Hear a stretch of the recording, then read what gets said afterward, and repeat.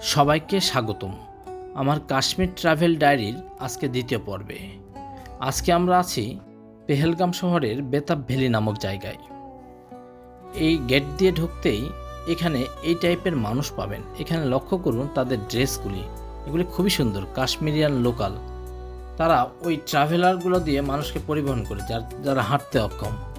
আবার গেট দিয়ে ঢুকতে পাবেন আপনি এই ধরনের কিছু কিছু মানুষ, যেগুলো এক ছাগল টাইপের কিছু একটা জন্তু নিয়ে বসে আছে। আপনি চাইলে তাদের সাথে ছবি তুলতে পারবেন, এবং এই ছবি তুলতে হলে গুনতে হবে আপনাকে পয়সা। এগুলি কিন্তু খুবই সুন্দর এবং দেখতে মনোমুগ্ধকর এক প্রকার প্রাণী। তো বেতাব ভ্যালিতে আপনাদের স্বাগতম। আজকের দিনটা শুরু হয়েছে আমাদের পেহেলগাম ঘুরে বেতাব ভ্যালি আর অরু ভ্যালির অপূর্ব সৌন্দর্যে হারিয়ে গিয়ে, আর শেষে শ্রীনগরের রাতের আশ্রয়ে যাব। তো চলুন শুরু করি আমাদের আজকের এই বেতাব ভ্যালির ডায়েরিতে। এই বেতাব ভ্যালির ভিতরে ঢুকতে না ঢুকতেই আপনারা লক্ষ্য করবেন ডান সাইডে অনেক সুন্দর সুন্দর কিছু বাড়ি রয়েছে, যেগুলো অনেকটাই মিনি সুইজারল্যান্ডের মতো। পিছনে সুন্দর পাহাড় পর্বত আর প্রাকৃতিক সৌন্দর্যের এক নৈসর্গিক সৌন্দর্য যেন এখানে ভর করেছে। রাস্তার দুপাশে গা ছমছমে সবুজ পাহাড়, আর মাঝে মাঝে বরফে মোড়া চূড়া দেখা যাচ্ছে। বেতাব ভ্যালি, যার নাম এসেছে সানি দেওয়ালের বিখ্যাত সিনেমা বেতাব থেকে। আজ আমরা এসেছি স্বপ্নের মতো সুন্দর এক জায়গায়, যেটার নাম বেতাব ভ্যালি। চারদিক ঘিরে আছে পাহাড়, বরফ ঢাকা চূড়া, সবুজে মোড়া উপত্যকা, আর বয়ে চলা স্বচ্ছ এক ঝর্ণার ধারা, যেন এক চিরন্তন কবিতার পাতা থেকে উঠে আসা নির্মম বাস্তবতা। বেতাব ভ্যালি, এই জায়গাটার নামই যেন এক অন্যরকম ভালো লাগার জায়গা। অনেকে জানেন না এই ভ্যালির নাম এসেছে 1983 সালে মুক্তিপ্রাপ্ত হিট বলিউড সিনেমা বেতাব থেকে, যেখানে সানি দেওয়াল ও অমৃতা সিং প্রথম অভিনয় করেন। এই ভ্যালির অপার সৌন্দর্য এই সিনেমার পর পুরো ভারতের নজর কাড়ে। ভ্যালির ভেতরে হাঁটলে মনে হয় যেন এক ছবির ফ্রেমে হাঁটছি। চারপাশে সুউচ্চ পাইন গাছ, দূরে বরফের পরত, বসে থাকা পাহাড়, মাঝখান দিয়ে বয়ে যাচ্ছে এক ফেনায়িত নদী। প্রতিটা নিঃশ্বাসের ঠান্ডা সতেজ হাওয়া যেন শরীর মনের এক ক্লান্তি দূর করে দেয়। বেতাব ভ্যালি শুধু প্রকৃতি প্রেমীদের জন্য নয়, ফটোগ্রাফারদের জন্য এক স্বর্গরাজ্য। এখানে দাঁড়িয়ে একটা ছবি মানে একটা স্মৃতি, যা চিরকাল মনকে শান্তি করে দেবে। বাচ্চারা বরফ খেলে, অনেকে ঘোড়ায় চড়ে ভ্যালির ভিতরে যায়, আবার কেউ কেউ বসে কেবল প্রকৃতিকে অনুভব করে। ঠিক যেন মিনি সুইজারল্যান্ডের মতো এই কাঠের মোড়ানো বাড়িগুলো দেখতে অপরূপ সৌন্দর্য।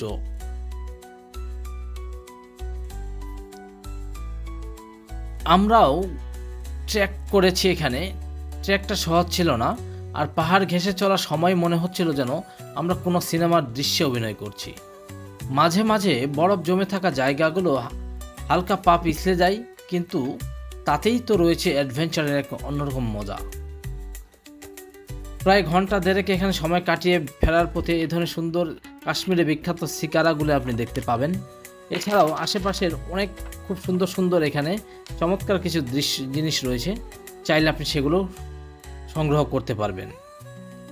বেতাব ভ্যালি থেকে ফেরার পথে আমাদের নেক্সট ডেস্টিনেশন অরু ভ্যালি। ঘোরাঘুরি শেষে খাওয়ার জন্য আমরা থেমেছিলাম এক ছোট্ট চায়ের দোকানে। ওখানে গরম মোমো, কাশ্মীরি কাওয়া আর ম্যাগি, এ যেন ঠান্ডার মধ্যে সবচেয়ে তৃপ্তিকর এক খাবার ছিল আমাদের। দোকানের হাসি মুখ আর তার কাশ্মীরি আতিথেয়তায় আমাদের মন ছুঁয়ে গেল। স্থানীয় মানুষজন খুবই আন্তরিক এখানকার। এখানে সময় যেন একটু ধীরেই চলে, মানুষের মুখে সব সময় যেন হাসি লেগেই থাকে।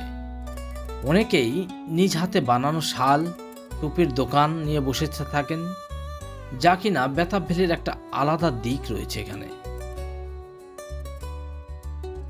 সন্ধ্যার আগে আগে যখন সূর্য আলো পাহাড়ের আড়ালে হারিয়ে যেতে থাকে, তখন বেতাব ভ্যালি পায় এক অন্যরকম রহস্যময় সৌন্দর্য। ঝর্ণার শব্দ তখন আরো গভীর মনে হয়, আর ঠান্ডা হাওয়া যেন বলে আরেকটু থাকো এখানে। কিন্তু আমাদের সময় খুব লিমিটেশন, এখানেও আমাদের 1-1.5 ঘন্টা সময় থাকতে হবে। সত্যি কথা বলতে এখানে যত সময় থাকতে পারবেন ততই আপনাকে ভালো লাগবে। আর এই পেহেলগামের মধ্যে এই 3টা ভ্যালির মধ্যে সবচেয়ে সুন্দর জায়গা হচ্ছে এই বেতাব ভ্যালি। সুতরাং আপনারা ঘুরতে আসলে অবশ্যই এখানে সময় করে দেখে যাবেন। বেতাব ভ্যালি শুধু একটা জায়গা নয়, একটা অনুভূতি। এখানে এসে মনে হয় প্রকৃতি তার সব সৌন্দর্য ঢেলে দিয়েছে। চোখে দেখা সম্ভব, কিন্তু মন দিয়ে না অনুভব করলে এর আসল সৌন্দর্য আপনি বুঝতেই পারবেন না। আমাদের এই কাশ্মীর ভ্রমণের এই অংশটা ছিল সত্যি এক স্বপ্নের মতো। এরপরে আমরা চলে এসেছি অরু ভ্যালিতে। পেহেলগাম থেকে মাত্র 12 কিলোমিটার দূরে অবস্থিত এই শান্ত, নির্জন আর স্বপ্নময় জগৎটি যেন একেবারে কাশ্মীরের হৃদয়ে লুকিয়ে থাকা এক স্বর্গের টুকরো। এখানে এই ড্রাই ফ্রুটগুলি অবশ্যই খেতে আপনি ভুলবেন না। অনেক মজাদার এবং সুস্বাদু এই ড্রাই ফ্রুটগুলি আপনাকে এনার্জিটা রিগেইন করতে সাহায্য করবে। আমরাও এখান থেকে কিছু ড্রাই ফ্রুট কিনে খেলাম।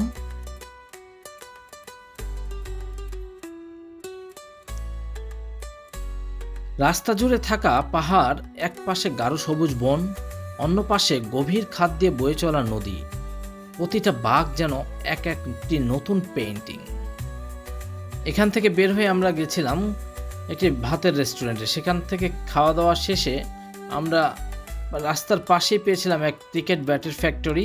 সেটি ভিজিট করে আমরা কিভাবে ক্রিকেট ব্যাট বানাই তাদের ফুল টেকনোলজিটা অবজার্ভ করি। এখানে সত্যি এক মজার এখানে একটি আমাদের অভিজ্ঞতা হয়েছিল এই ক্রিকেট ব্যাট ফ্যাক্টরিতে। এরপরে আমরা হোটেলে ফেরত যাই। হোটেলে ফেরত গিয়ে আমরা রওনা দেব আজকের মতো এখানে রেস্ট নিয়ে। কালকে সকালে আমরা শ্রীনগরের উদ্দেশ্যে। তো সারাদিন সকাল থেকে জার্নি করে এখান থেকে শ্রীনগর প্রায় 2-3 ঘন্টার মতো সময় লাগে। 3 ঘন্টা শেষে আমরা এসে পৌঁছে গেছি এই শ্রীনগরের ডাল লেকে। এই সেই ডাল লেক, যেটি খুবই বিখ্যাত একটি কাশ্মীর ভ্রমণের অন্যতম প্রতীক্ষিত এক মুহূর্ত। আমরা অবশেষে এসে পৌঁছালাম স্বপ্নের সেই জায়গায়, যাকে বলা হয় কাশ্মীরের মণিকোঠা। এই সেই ডাল লেক। ডান দিকে দেখতে পাচ্ছেন আপনি ডাল লেক, বাম দিকে অসংখ্য হোটেলগুলি রয়েছে এখানে। আমরা বেশ কয়েকটি হোটেল এখানে অবজার্ভ করার পরে যে কোনো একটি হোটেল আমরা এখানে বুক করি, যেটি ছিল 8 নম্বর গেটের পাশেই। এই হোটেলটি খুব সুন্দর, চমৎকার ও মনোমুগ্ধকর ছিল। কিন্তু এখানকার হোটেলের কিছু লিমিটেশন রয়েছে, যা আমি অবশ্যই শেয়ার করব আপনাদের সাথে। যেহেতু এখানকার টেম্পারেচার সবসময় -ডিগ্রিতে থাকে, এখানে কিন্তু প্রচণ্ড ঠান্ডা। যে কোনো হোটেল বুকের আগে আপনারা অবশ্যই কনফার্ম করে নেবেন যে হোটেলে রুম হিটার কিংবা বেড হিটার আছে কিনা। তারা রুম হিটার, বেড হিটারের লাইন ঠিকই দেয়, কিন্তু কিছুক্ষণ পর বন্ধ করে রাখে, বলে যে বিদ্যুৎ চলে গেছে, কিন্তু আসলেই তারা লাইনগুলো অফ করে রাখে অতিরিক্ত বিদ্যুতের জন্য। হোটেল বুক করার পরে সন্ধ্যার সময় আমরা বের হই সেই ওই ডাল লেকের দিকে। এই যে ছবিটি দেখতে পাচ্ছেন, এটা হচ্ছে কাশ্মীরের সব থেকে নাম করা ঐতিহাসিক কাওয়া। এটি এক প্রকার চায়ের মতো, অত্যন্ত সুস্বাদু। এই কাওয়া খাওয়ার পরে আমরা আশেপাশের আরও কিছু শপ আমরা দেখি, তার মধ্যে আপেল খাই। আপেলের দাম এখানে অনেক কম। আপেল কমলা 30 টাকা কিলো প্রায় আপেল, কিন্তু দারুণ সুস্বাদু। যেহেতু পাশে আপেলের বাগান, এই আপেলগুলি কিন্তু অনেক সুস্বাদু এবং দামও কম। এখানে আপনি ঘুরতে আসলে এগুলো খেতে যেন ভুলবেন না। শ্রীনগরের হৃদয় জুড়ে থাকা এই লেক শুধু একটি জলাশয় নয়, বরং কাশ্মীরের সংস্কৃতি, প্রেম, প্রকৃতি ও জীবনের এক প্রতিচ্ছবি। ভোরবেলা যখন চারপাশে হালকা কুয়াশা, তখন ডাল লেক যেন এক রূপকথার রাজ্য। সূর্য উঁকি দিচ্ছে দূরের পাহাড়ের ফাঁক দিয়ে, আর তার রোদ পড়ছে জলের লেকে, যেন সোনা ছড়িয়ে যাচ্ছে পানির উপরে। এই দৃশ্য চোখে না দেখলে আপনি বিশ্বাস করবেন কিনা এই ডাল লেক কতটা সুন্দর। ডাল লেকের পাশেই রয়েছে শিকারা রাইড। আমরা উঠলাম শিকারা নামের সেই রঙিন ছোট ছোট নৌকাগুলিতে, যা কাশ্মীরের প্রতীক হয়ে উঠেছে। দুপাশে রঙিন কুশনে মোড়া আসন, ছায়ার জন্য এক কাপড়ের ছাউনি, একেবারে রাজকীয় পরিবেশ। শিকারা ধীরে ধীরে লেকের ভেতর দিয়ে এগিয়ে চলে, আর আমরা চোখ ভরে দেখি অপার সৌন্দর্য এই ডাল লেকের। আপনারা ঘুরতে আসলে কিন্তু শিকারা রাইড অবশ্যই করবেন। ডাল লেকের চারপাশে সুউচ্চ পাহাড়, তার পেছনে বরফের ছোঁয়া, আর লেকের মধ্যে শত শত হাউস বোট। লেকটির বাম সাইডে হাউস বোটে ওঠার জন্য অনেকে আপনাকে রিকোয়েস্ট করবে, আপনি চাইলে হাউস বোটে থাকতে পারবেন। দুপাশে রঙিন কুশনে মোড়া আসন, ছায়ার জন্য কাপড়ের ছাউনি, একেবারে রাজকীয় পরিবেশ। শিকারাগুলো ধীরে ধীরে লেকের ভেতর দিয়ে এগিয়ে চলে। চারপাশে সুউচ্চ পাহাড়, তার মধ্যে বরফের এক ছোঁয়া। এই হাউসবোটগুলির প্রতিটি ডিজাইন আলাদা আলাদা। এই ডিজাইনের নামও চমৎকার। Flower valley, moonlight heaven, dream house সহ অনেক নাম রয়েছে এই কাঠের লাইটগুলি, হাউসবোটগুলি। দিনের এই ছবিটি দেখলে যেরকম, রাতের এই বোটগুলি কিন্তু ঠিক ব্যতিক্রম। রঙিন লাইটে মোড়ানো, অনেক সুন্দর, দেখতেও সৌন্দর্য। অনেকেই দিনের পর দিন এই হাউসবোটেই থাকেন, যেন লেকের বুকে ভেসে থাকা একে স্বপ্ন ঘর বলতে পারেন এই হাউসবোটে। এই লেক ধরে আপনি হাঁটতে থাকলে এই হাউসবোটগুলির যে মালিকগুলি আছে, এগুলি আপনাকে আতিথেয়তা করবে তাদের বোটে ওঠার জন্য। জলের উপর এমনভাবে ভেসে বেড়ানোর অভিজ্ঞতা অন্য কোথাও হয়তো আপনার হবে না। শিকারা থেকে হাত নামিয়ে ঠান্ডা পানির স্পর্শ করলে মনে হয় জীবনটা কত শান্ত হতে পারে। এখানে সময় যেন ধীরে চলে, মন যেন গলে যায় এই লেকের জলে। এই শিকারা রাইডগুলি কিন্তু আপনি করতে অবশ্যই ভুলবেন না যেন। এটাই সেই দৃশ্য যেটা রাতের হাউসবোটগুলির দৃশ্যগুলি। হাউসবোটগুলি খুবই সুন্দর হয় এবং মনোমুগ্ধকর লাইটে ভরপুর। ডাল লেকের এক বিস্ময়কর জিনিস হলো ভাসমান বাজার। হ্যাঁ, ঠিকই শুনেছেন। পানির উপর ছোট ছোট শিকারা করে চলে ফল, সবজি, ফুল আর হস্তশিল্প বিক্রি। এমনকি কেউ কেউ লেকের মধ্যে ঘুরে ঘুরে চাও বিক্রি করে। তো এই হাউসবোট ঘোরার পরে পরদিন সকালে আমরা রওনা দিয়েছি গুলমার্গের উদ্দেশ্যে। এখানে আমরা করব গন্ডোলা রাইড। তো চলুন আপনাদের নিয়ে যাই আমরা গুলমার্গের উদ্দেশ্যে। এখানে লাইনে ধরে আমরা গুলমার্গের গন্ডোলা রাইডের জন্য লাইন ধরলাম। এখানকার গন্ডোলা রাইড করতে গেলে আপনাকে টিকিট কাটতে হবে অনলাইনে।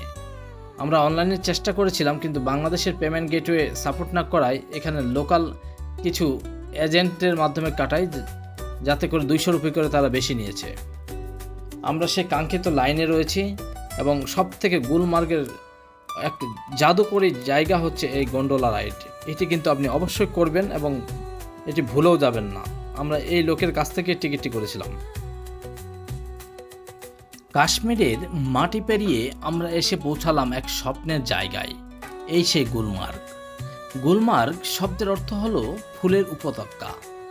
তবে শীত যখন চারদিকে বরফে মোড়া থাকে, তখন এটা একেবারে রূপকথার সাদা রাজ্যের রূপ নেয়। এই সেই গন্ডোলা রাইড। আমরা রাইডের উপরেই রয়েছি। এখন সেই কেবল কারে করে আমাদের ফেজ 1 পর্যন্ত নিয়ে যাবে। গুলমার্গের সবচেয়ে বড় আকর্ষণ হলো এই গন্ডোলা রাইড। এটা হলো এশিয়ার অন্যতম উচ্চতর কেবল কার।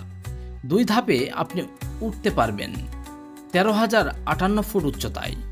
নিচে পাইন গাছ, বরফে ঢাকা পাহাড় আর উপরে নীল আকাশ। পুরো রাইডটাই যেন দম বন্ধ করে দেওয়ার মতো এক সৌন্দর্য। গুলমার্গের উপরে পৌঁছে চারদিকে দেখি শুধু সাদা বরফ, যেদিকেই তাকাই শুধু স্নো ফিল্ড। আমরা বরফে গড়াগড়ি খেললাম, স্নোবল ছুলাম আর মজার স্লেজিং করলাম স্থানীয় ভাইদের সাহায্যে। শিশুর মতো আনন্দ পাচ্ছিলাম আমরা বড়রাও। গুলমার্গ হলো স্কিইংয়ের স্বর্গরাজ্য। দেশে বিদেশে যেখানে পর্যটকরা এখানে আসেন শুধু স্কি করতে, যারা চান শীতের অ্যাডভেঞ্চার, তাদের জন্য গুলমার্গ এক আদর্শ জায়গা। গাইড নিয়ে স্কি শেখা বা স্নোবোর্ডিং যা খুশি করতে পারবেন আপনি এখানে। আমরা এখনো এসে পৌঁছাই নাই কাঙ্ক্ষিত জায়গায়, আর একটু সময় লাগবে। শীতের মধ্যে 1 কাপ কাশ্মীরি কাওয়া, তার স্বাদ যেন হৃদয় গলে দেয়। আমরা পাহাড়ের গা ঘেঁষে দাঁড়িয়ে চুমুক দিলাম কাওয়ায়, আর মনে হচ্ছিল জীবনটা এমনই হোক ধীর শান্তিতে প্রকৃতির কোলে। এ কেবল কার যেন শেষই হতে চাচ্ছে না আমাদের কাঙ্ক্ষিত গন্তব্যে। আপনি চাইলে এখানে দুটি ফেজে ভ্রমণ করতে পারবেন, একটা ফেজ 1, একটা ফেজ 2। ফেজ 1এও আপনি বরফ পাবেন, স্নো পাবেন, সব কিছু হয়। ফেজ 2তে আরও উপরে নিয়ে যাবে আপনাকে। তবে এখানে যদি আপনার ভাগ্য ভালো থাকে তাহলে আপনি স্নোফল দেখতে পাবেন। এটি সবসময় হয় না, তবে ওয়েদার দেখে আসলে ভালো।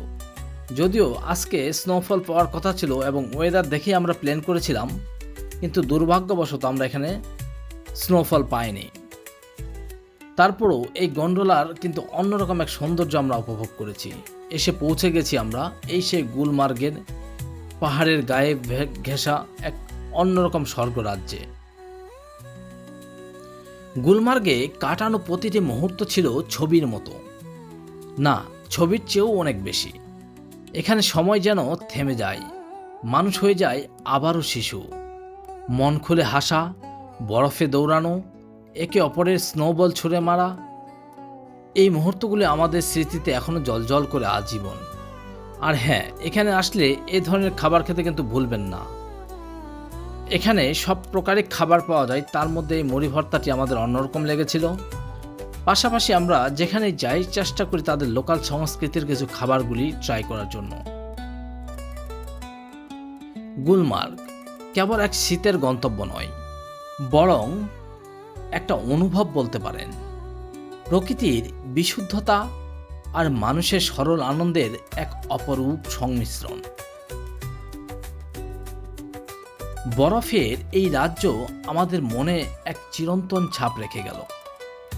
এবার সময় শ্রীনগরের এক অপরূপ সৌন্দর্য যেন আমরা এই গুলমার্গে খুঁজে পেয়েছি। গুলমার্গ আমাদের হৃদয়ে থাকবে সব সময় সাদা শুভ্র একটা মেঘের মতো। এখানে এসে এই বরফের উপর গড়াগড়ি করে যেন মনে হলো যে কাশ্মীরের সত্যি এক সৌন্দর্য আমরা উপভোগ করতে পেরেছি। দারুণ সব স্নো রাইডিংগুলি এখানে, আপনি মন খুলে এখানে সময়টাকে উপভোগ করতে পারবেন। যখন প্রথম আমরা গুলমার্গের নাম শুনেছিলাম তখনই বুঝতে পারিনি প্রকৃতি এতটা সৌন্দর্য যা হৃদয় ছুঁয়ে যেতে পারে। চারিদিকে ঘন ঘন পাইন বন, মাথার উপরে বিশাল বিশাল পাহাড় আর একান্ত নীরবতা। এই যেন প্রকৃতি যেখানে নিজের আসল রূপে বিরাজমান। পাখির ডাক, হালকা ঠান্ডা বাতাস আর দূরের বরফ ঢাকা শৃঙ্গগুলো যেন এক আবেশ তৈরি করেছে যা মন ছুঁয়ে যায় গভীরে। হ্যাঁ, এখানে গুলমার্গে বেড়াতে আসলে আপনাকে এক ধরনের আলাদা ড্রেস আপনি রেন্ট নিতে পারবেন। আপনার গাড়ি শ্রীনগর থেকে যখন গুলমার্গে আসবে, মাঝখানে অনেকগুলি দোকান রয়েছে। এই দোকান থেকে এই ধরনের ড্রেসগুলি আপনি চাইলে রেন্টে নিতে পারবেন। শুধু ড্রেস নয়, জুতাও নিতে পারবেন রেন্টে। তবে সাবধান থাকবেন, নিজে পছন্দ মতো দোকান থেকে এগুলো রেন্ট করবেন। আসার সময় যদি গাড়ির ড্রাইভার আপনাকে দেখিয়ে দেয় যে এই দোকান থেকে রেন্ট নেন, তাহলে ওই ড্রাইভার কমিশন নেবে ওই দোকান থেকে। এই ব্যাপারে সাবধানতা অবলম্বন করবেন। গুলমার্গের মধ্যে আছে এক ঐতিহাসিক নিদর্শন, সেন্ট মেরিস চার্চ। 1895 সালে নির্মিত এই কাঠের চার্চটি একটি প্রাচীন ইংরেজি স্থাপত্যের নিদর্শন, আর অন্যদিকে এক নিঃশব্দ শান্তির আভাস। এখানে রয়েছে বিশ্বের সবচেয়ে উঁচুতে থাকা golf course, Gulmarg golf course. গ্রীষ্মকালে যখন বরফ গলে যায় তখন এটি রূপ নেয় সবুজ গালিচাতে, যা এক অন্যরকম বিস্ময়। আর শীতে এক বিশাল স্নোফিল্ড। প্রকৃতিতে এখানে নিজের রঙে পাল্টায় ঋতুর সঙ্গে, অর্থাৎ সামারে এক ধরনের রূপ, আবার উইন্টারে এক ধরনের রূপ। প্রতিবার এক নতুন চমক আপনি দেখতে পাবেন এই গুলমার্গে। কাশ্মীর ঘুরতে আসলে আপনাকে দুইটা জিনিসই মাথায় রাখতে হবে। আপনি যদি উইন্টার সিজনে আসেন তাহলে এ ধরনের বরফ পাবেন, আবার যদি আপনি সামার সিজনে আসেন তাহলে এই বরফের পরিবর্তে এখানে পাবেন বিশাল সব টিউলিপের বাগান। গুলমার্গ শুধু স্কি বা স্নো রাইডের জায়গা নয়, এটা ট্রেকিং লাভারদের জন্য এক স্বর্গরাজ্য।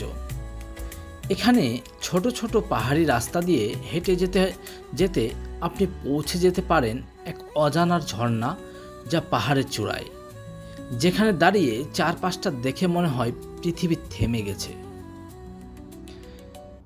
এই সেই গন্ডোলা রাইড যেটা সেকেন্ড ফেজ পর্যন্ত যায়। আমরা ফার্স্ট ফেজ থেকে দেখতেছি এটা।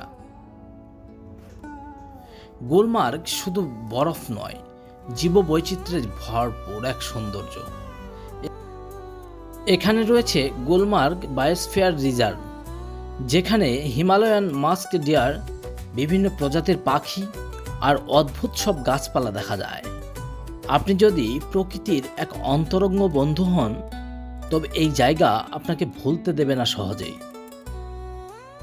এই দৃশ্যটি অন্যরকম এক সৌন্দর্য তৈরি করে, ঠিক যেন সন্ধ্যার আগ মুহূর্তে। সকল পর্যটক এই গন্ডোলা রাইড থেকে ফেরার পথের জন্য লাইনে দাঁড়িয়ে আছে। আমরাও ঠিক লাইনে, কিন্তু এই লাইনের মাঝে যে এই সৌন্দর্য, এক অপরূপ দৃশ্য, আমরা সত্যি ভোলার নয়। আমরা উঠেছি আবার সেই গন্ডোলা রাইডে, এবার ফেরার পালা।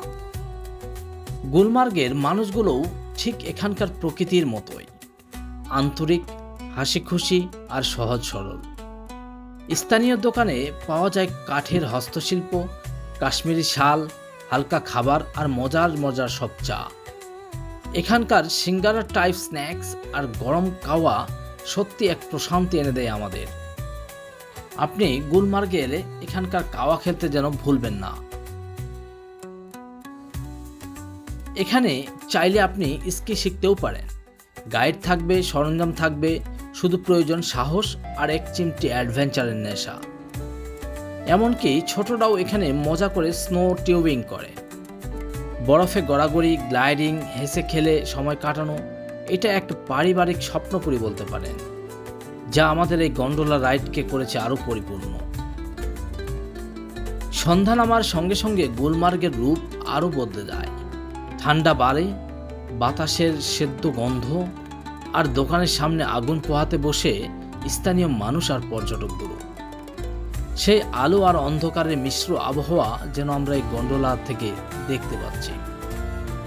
গুলমার্গ হয়ে উঠেছে এক কবিতা, এক অনুভব অন্যরকম। এখান থেকে যেতে যেন মন চাইছেই না আমাদের। গুলমার্গ আমাদের শুধু ঘুরতে দেয়নি, বরং আমাদের হৃদয়ের ভিতরে ঢুকে গেছে চুপিসারে। এই বরফ ঢাকা উপত্যকা, মানুষের হাসি মুখ, কাওয়ার কাপ, সবকিছু মিলে গুলমার্গ হয়ে উঠেছে আমাদের ভ্রমণের সবচেয়ে প্রিয় অধ্যায়। জীবনের যান্ত্রিকতা থেকে কয়েকদিন বেরিয়ে এসে যদি সত্যি প্রকৃতি, শান্তি আর আনন্দ খুঁজে পেতে চান, তাহলে চলে আসুন এই গুলমার্গে। কারণ স্বর্গ যদি কোথাও থেকে থাকে, তবে তার এক টুকরো এখানেই যেন পড়ে আছে। তাই তো বলা হয় এই কাশ্মীরকে পৃথিবীর স্বর্গ। আমরা গুলমার্গের এই গন্ডোলা রাইডের শেষ দিকে চলে এসেছি। আমরা কিছুক্ষণের মধ্যেই নামবো। আমাদের নেক্সট ডেস্টিনেশন এই গুলমার্গ থেকে আবার গাড়িতে করে, আমরা একটা রিজার্ভ গাড়িতে করে শ্রীনগর যাব। হোটেলে আবার স্টে করে পরদিন আমরা সোনমার্গের উদ্দেশ্যে রওনা দেব। মাঝখানে 2-3 ঘন্টার জার্নি রয়েছে, রাতের খাবার রয়েছে, আবার কিছু হালকা ড্রাই ফ্রুট সব কিছু কেনাকাটা করব আমরা রাস্তায়। এই প্ল্যান করেই আমরা এই গন্ডোলা রাইডে উঠেছি। এই পাইন গাছগুলো আমাদের অনেক এক প্রকৃতির শিক্ষা দিয়েছে। আমরা নেমে পড়েছি এই গন্ডোলা রাইড থেকে। এখন আমাদের গন্তব্য শ্রীনগরের দিকে। গুলমার্গ আমাদের শুধু প্রকৃতির নয়, মানুষ, সংস্কৃতি, ইতিহাস ও আনন্দের এক অদ্ভুত মিশ্রণের সাক্ষী বানিয়েছে। এটা এমন একটা জায়গা যেখানে প্রকৃতি আপনাকে জড়িয়ে ধরে, সময় নেয়, ধীরে চলে, আর মন বলে আরেকটু থাকে। এই ট্রিপ শেষ হতে চলেছে। এই ছিল আমাদের গুলমার্গ, তার সাদা বরফ, শান্ত পরিবেশ আর মন ছুঁয়ে যাওয়ার মুহূর্তগুলো চিরকাল থাকবে হৃদয়ে, আমাদের মেমোরি কার্ডে নয়। আমাদের নেক্সট ডেস্টিনেশন হচ্ছে আমাদের শ্রীনগর। শ্রীনগর যাওয়ার ক্ষেত্রে আপনি সেই ডাল লেকের রাতের এক অপরূপ সৌন্দর্যগুলি আপনি উপভোগ করতে পারবেন। রাস্তায় কিছুটা ট্রাফিক ছিল ঠিকই, কিন্তু তার বাম সাইডে যে লেকের রাতের বা সন্ধ্যার সৌন্দর্যগুলো, সেগুলো অপরূপ। বিশেষ করে এই লাইট হাউসগুলি, তাদের নিজস্ব স্বকীয়তার আলোগুলি, এই রঙিন আলোগুলি যেন আমাদের মনকেও রঙিন করে তোলে। মনে হচ্ছিল এই লেকটা পুরোটাই যেন এক আলোর ঝলক। আপনি আসলে কিন্তু এই হাউসবোটগুলিতে থাকতে মোটেও ভুল করবেন না। এই হাউসবোটগুলি অনেক সুন্দর এবং বিশেষ করে রাতের দৃশ্যগুলি আরও মনোরম। এই হাউসবোটগুলি বিভিন্ন রেটের হয়, বিশেষ করে এই যে গেটগুলি দেখছেন, এই কাশ্মীরের ডাল লেকে 1 থেকে 16, বর্তমানে 32 নম্বর পর্যন্ত গেট থাকলেও 1 থেকে 10 নম্বর গেটের মধ্যে খুবই জনপ্রিয়। আপনি চেষ্টা করবেন মিডিল পয়েন্টে থাকার জন্য, অর্থাৎ 1 থেকে 8 নম্বর গেটের মধ্যে, এবং এই পাশে হোটেল পারলে একদিন স্টে করবেন এই লাইট হাউসগুলোতে। এগুলোর এক অপরূপ সৌন্দর্য আপনাকে এনে দেবে। তো আমাদের নেক্সট ডেস্টিনেশন, আগামীকাল আমরা স্নোফল উপভোগ করব সোনমার্গে গিয়ে। আজকে অনেক টায়ার্ড, আমরা হোটেলে গিয়ে রেস্ট নেব, সেই সাথে রাতের উপভোগ করব এই ডাল লেকটি। আজকে এ পর্যন্তই, দেখা হবে আবার কাশ্মীরের সবচেয়ে সৌন্দর্যপূর্ণ এরিয়া সোনমার্গে আগামীকালকে। সে পর্যন্ত ভালো থাকবেন, খোদা হাফেজ।